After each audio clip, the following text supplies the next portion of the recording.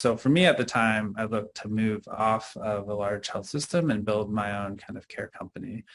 Um, this was around the time I met Thompson Comey, who's the current CEO of NICE. Him and I co-founded kind of a version one of NICE called Retrace Health, where we're looking to build a virtual and in-home component, as well as this kind of like front door, easily entry point to care for patients. And part of like the reason we did that and the reason that I was pushing around this idea is that you have insurance, you have health insurance, right, for a particular patient. We're paying all this money, employers are paying all this money, but patients aren't using it for their day-to-day, everyday care, the stuff that's most impactful to their wellness, most impactful to the quality of life. They're just waiting and hoping things get better because they don't want to pay that out-of-pocket expense. They don't want to pay that money.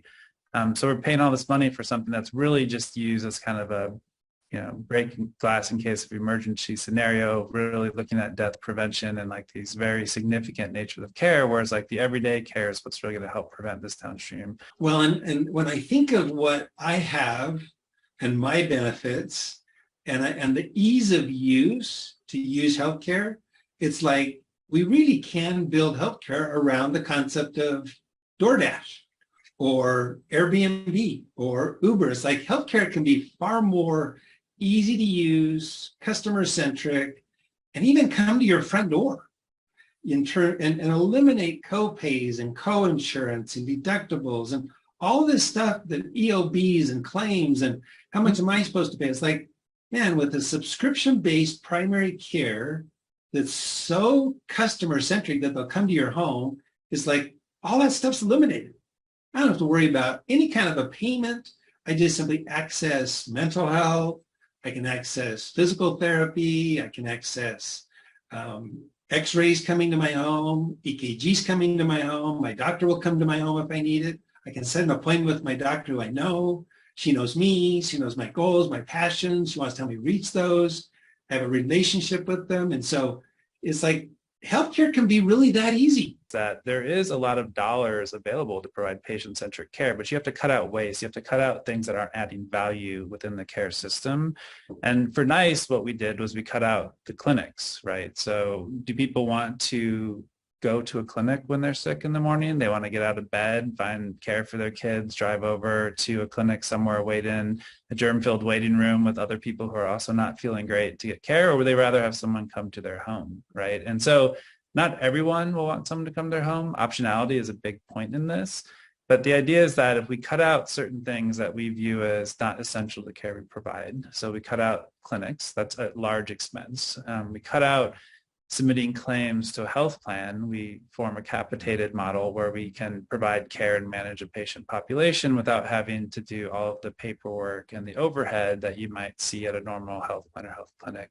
A lot of these other pieces around how you operate, around how you like build out these admin structures, like we don't have those places come in for NICE. So we look at, we want a 3 or 4 clinician to admin ratio. And what you'll see is that's largely reversed in healthcare typically.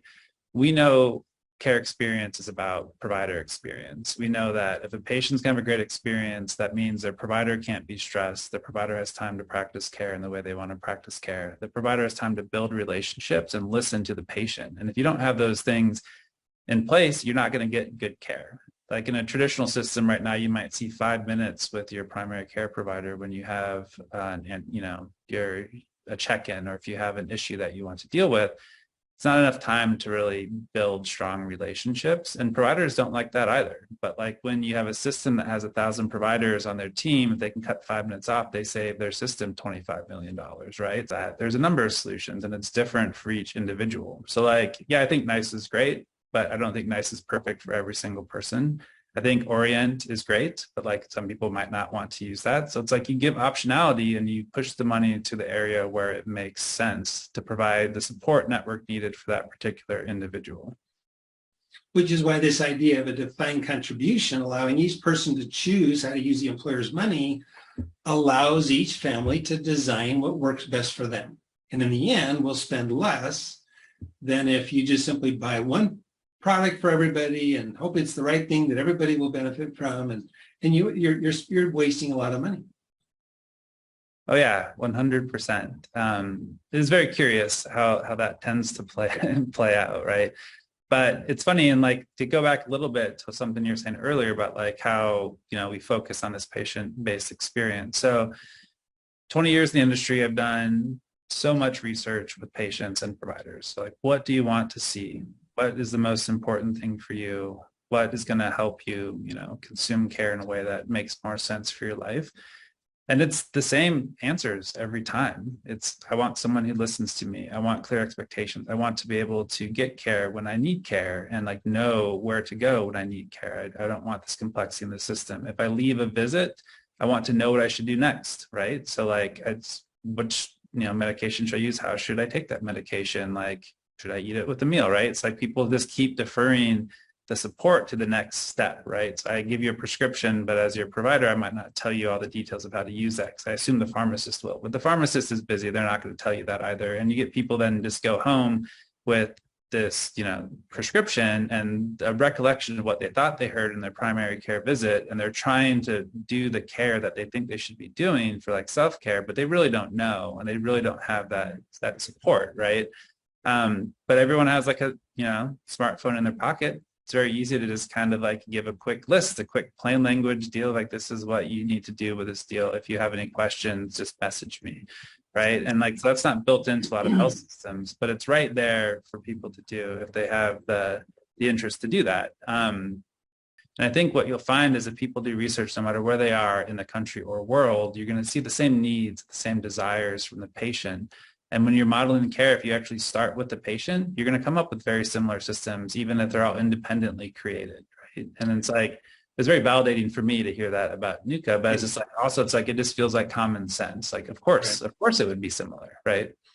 Well, and not just those exceptions, because so much of our healthcare goes to a few people who have these exceptional situations. But if you think about building a benefit for your employees, that's going to be a tremendous benefit for most everyone, you're going to look at primary care and you're going to look at offering people support in accomplishing their goals and their passions. And that's something everyone can benefit from. And so when you make that front door to healthcare something that's very easy to use, DoorDash, Uber, the kind of thing that people go, wow, I want to tell my friend about what I have because it's something I've never thought about before. I mean, we all know that years ago, the doctor came to your home with his old black bag and took care of you. But that people don't think about that these days. They think, well, if I need a doctor, I need to take time off work, I need to make an appointment, I need to go and sit in the. It's like, no, what if healthcare was literally, in your hand? And I can message back and forth with my doctor, not telemedicine where you're getting a strange doctor, but I can literally message back and forth with my doctor and then give you an answer within, a few minutes. Or there's all these startups and different companies that say, we do care steerage. So there's like Accolade and there's Grand Rounds and there's Castlight. And they're like, we're going to try to intercept a patient before they make a decision and then send them to the right next step or the most affordable step or whatever the case may be.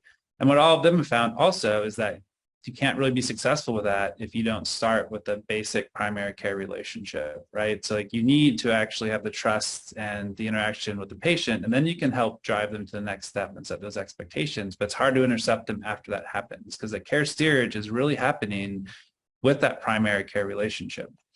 So what's really key here is that access is obviously so important here. Like if you can't get in the same day, you're probably losing that patient to urgent care or an ER visit where people don't have the time to effectively steer them to the right next step of care.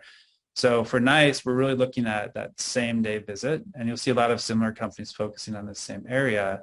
But we've gone a little bit further on this as well, where we're really trying to make it very, very easy to make a decision for a patient. But the reality is that all these health systems spun up video visits without really changing their model of care. So it wasn't good virtual care. It wasn't good video visits. So I'm calling in, but they're not really coordinating. Or maybe I'm calling in and I'm waiting in a waiting room for a while. And like I'm talking to an RN, I'm having this multiple provider experience on virtual, which doesn't really work very well. So like you'll have people writing this off and like we're never really going to get there. And I think that's a misrepresentation of what the data actually tells us and what we actually saw with care during the pandemic. This is great healthcare at no cost. I mean, I didn't spend anything, all that. there's a small monthly subscription that my employer's paying, but it's like, this is convenient, customer-centric healthcare. How amazing healthcare can be if we just do it right. Yeah, if you get a lot of the nonsense out of the way, the stuff that all of the providers also dislike, it really, again, it aligns with patient care, right? And like that, no one's really looking at the full design of the system. No one's really looking at how all the pieces work together. That world doesn't really exist at many healthcare entities. And that's where you end up where we're at today, where you don't really have this thing that aligns with patients. So like it's incumbent upon employers to kind of build something out that like gives that optionality. And I know like Orient has a really nice build out for your customers. And like, I don't know if you talked about that yet either, but like, it's very interesting to me. It's like you're enabling people with like, you're spending your money on that frontline care.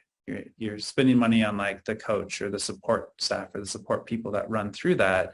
And like, that's where you're focusing your time, because it's like all the money's been in healthcare. It's actually providing a lot of tangible value that people can feel, touch.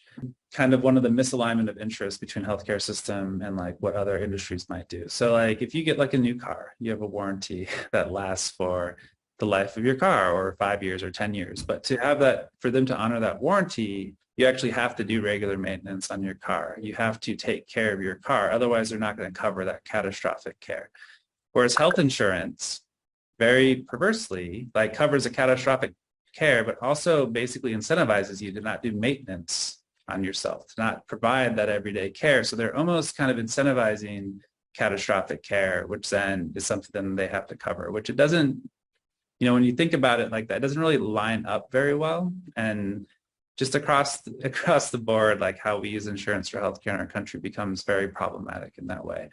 So I think that's just the focus generally, is that what is important to keep employees, patients happy, healthy, and successful? And then like, what can we do to support them in that aim? Like, what are we going to provide them for? And insurance, frankly, is not really it today. Hopefully it's going to start moving that way. Hopefully there's more embedded services like a NICE, like an Orient, like some of these other kinds of available care in the world today, and like those will start becoming more prevalent, but it's just not that way today. There are things available to employers and companies that kind of augment what they're doing with insurance and then kind of push the industry in that direction. I just encourage everyone to take the steps to push the industry in that direction, to push on your health plan partners to add these kinds of services, to focus more on the everyday care needs of the patient, because long term, it's going to turn out better for them. It's going to be better for the health plans, be better for you as a company, it's be better for the patients, for the providers across the board. They just need more people to push them in that direction and be very vocal about what they want and what they expect to see to really align patient care.